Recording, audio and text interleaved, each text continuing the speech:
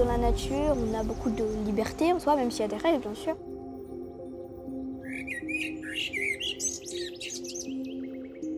Ce que je ressens, c'est de la joie.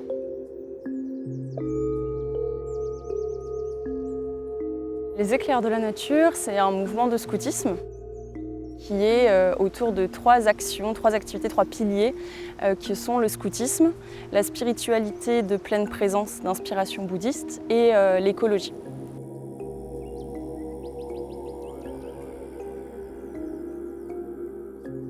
Je dirais que du coup ça passe par les temps spirituels, qui sont des moments d'environ une demi-heure tous les matins.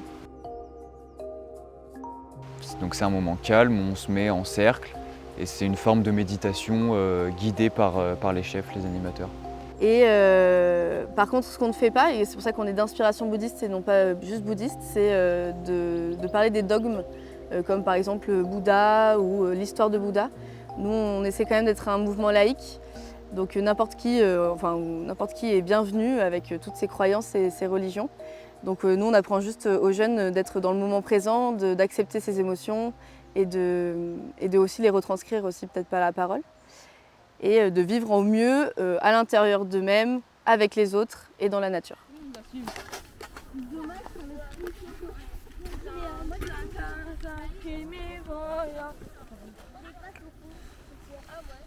Alors, la place des émotions aux éclairs de la nature, elles sont assez essentielles. Ça pourrait être un de nos piliers. On apprend beaucoup dans un premier temps, de toute façon, ça part toujours de soi. Qu'est-ce que c'est une émotion? Où est-ce que je la vis dans mon corps? Encore une fois, le rapport au corps. Qu'est-ce qu'elle me dit, cette émotion? Quel message est-ce qu'elle vient me transmettre? On apprend beaucoup que toutes les émotions sont bonnes. La colère, la tristesse, la joie, elles sont toutes belles et elles sont toutes belles à partager les uns les autres. Pour être un peu dans le concret, parce que je suis beaucoup dans les principes, mais on a ce qu'on appelle sur tous nos camps, on a ce qu'on appelle un compost à émotions. C'est un endroit que les jeunes choisissent dans la nature, qui décorent, qu'ils aménagent, qui s'approprient. C'est un beau petit coin à l'écart du camp, vraiment un petit nid douillet. Et en fait, à tout moment, les jeunes, quand ils en ont besoin, que ce soit tout seul ou en groupe, ils peuvent se rendre sur ce lieu pour déposer une émotion. Dire bah là en fait je me sens triste, mes parents me manquent, je viens de me disputer, je suis en colère, le chef m'a saoulée, et ben je viens là, je viens pour pleurer, crier, dire que je suis trop contente et je suis tellement excitée que je viens déposer cette émotion parce qu'elle me dépasse un peu et les jeunes s'en saisissent incroyablement. C'est toujours un endroit qui est sollicité sur le camp.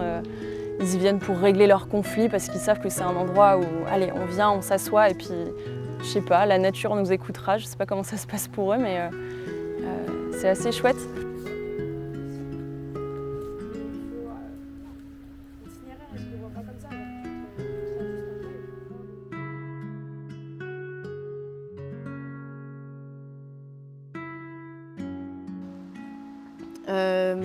Chez les EDLN, le langage, la communication, c'est quelque chose aussi de très important.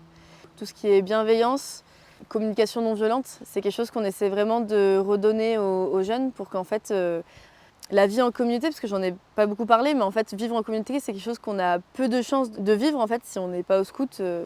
Il peut y avoir les religions, d'ailleurs les églises ou les choses comme ça, on peut se retrouver en communauté, mais en tout cas, quand on vit à plusieurs, on peut se rendre compte qu'il y a des gens qui sont très différents de nous, qui ne réagissent pas de la même manière. Et je pense que pour réussir à communiquer et se comprendre, nous, on est persuadés qu'il faut donner des clés, et des clés de bienveillance et de communication non violente qui font que tout va bien se passer et que malgré qu'on ne se comprenne pas, on peut se dire bon, on n'est pas d'accord, mais restons quand même cordiales. Et on utilise un certain nombre de mots qui participent à ce qu'on appelle le cadre symbolique.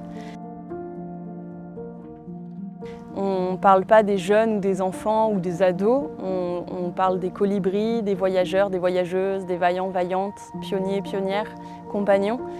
Et ne serait-ce que ça, c'est des mots qui ont du sens et qui portent du sens. Et on parle d'une tribu, on parle d'une caravane, d'une cordée. Il y a tout un imaginaire qui est utilisé dans nos mots et qui sert à construire un imaginaire collectif et à transmettre des valeurs. C'est exactement le cas aussi de notre foulard, notre chemise, notre tenue.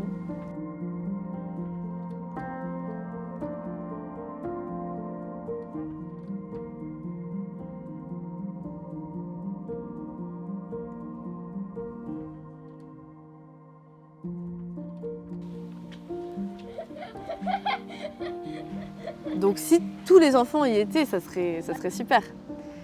Ça serait, je pense, un monde plus bienveillant, plus relié à la nature. Et c'est déjà bien. Je pense qu'avec ça, on peut aller loin, je pense.